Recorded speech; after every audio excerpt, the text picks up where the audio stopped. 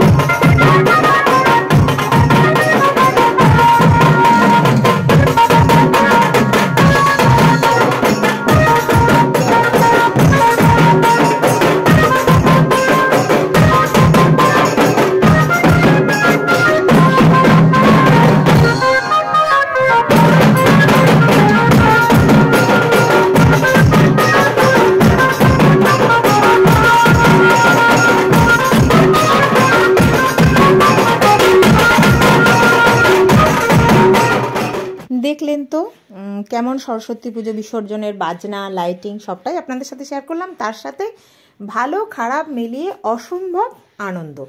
ঠিকই আছে, যে যেরকমভাবে পারছে সে তার মতো করে আনন্দ করছে। আজকাল ভালো থাকা, আনন্দে থাকাটাই তো সবথেকে মুশকিলের ব্যাপার, সবথেকে দুষ্প্রাপ্য। তো সেটা যখন মানুষ যেমন করে পারছে নিজে নিজের মতো এনজয় করছে, ঠিক আছে। সবার নিজে নিজের জায়গায় ভালো থাকুক, এটাই বলার। তো আমরাও এটাকে নিয়ে বেশ আনন্দ উপভোগ করলাম, খুব ভালো লাগলো। মা সরস্বতী এইভাবেই উনি আমাদের কাছ থেকে এবছরের মতো বিদায় নিলেন। আবার আগামী বছর উনি আসবেন। সবাই যেন ততদিন ভালো থাকি, সুস্থ থাকি, বিদ্যায় বুদ্ধিতে বিবেকে যেন সবাই সচেতন থাকি, এটাই মায়ের কাছে চাওয়া। তো চলুন, বাবা আর বৌমণি কীরকম সবজি চাষ করেছে, ফুল এবং সবজি, আমি আপনাদেরকে আগে বললাম যে ওরাই দেখভাল করে, ওরাই পরিচর্যা করে। তো সেটার একটা ছোট্ট করে আমি আপনাদের সাথে একটুখানি দেখাই। চলুন সেটা একটু দেখে নিই, কেমন ওরা শ্বশুর আর বৌমা মিলে সবজিটা চাষ করেছে। মাটিটা পুরো ঠেকে গেছে, বাপরে। যে গাছে আমি আঁকশি দিই সেই গাছের এত বড় ফল আপনারা দেখছেন। আমার মেয়ে বলছে যে গাছে ও আঁকশি দেয়, মানে ও এত লম্বা।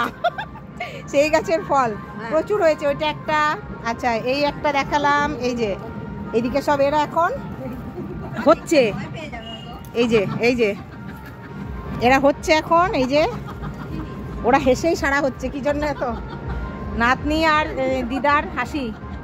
এই হচ্ছে গাছ,